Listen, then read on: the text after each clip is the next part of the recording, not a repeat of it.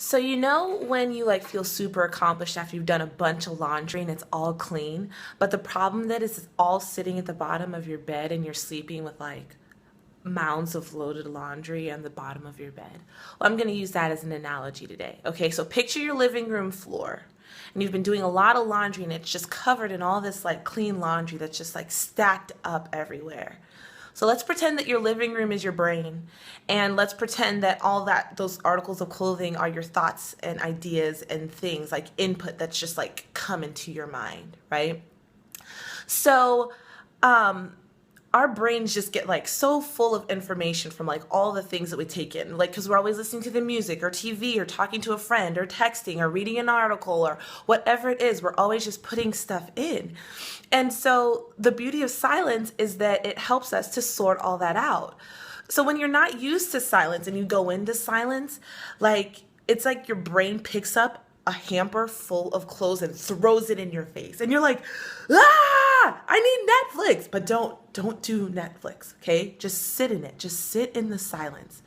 And the more that you keep going back and the more you keep saying, okay, I'm going to just be quiet. We're just going to sort through all this junk and get it out of here.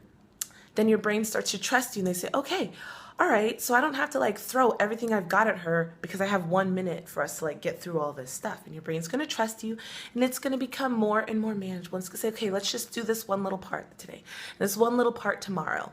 So it will get better, I promise. Now, how do you implement silence? So I started by doing it in my car. Like late high school, it's just like, there's just too much noise in this world. I can't do this.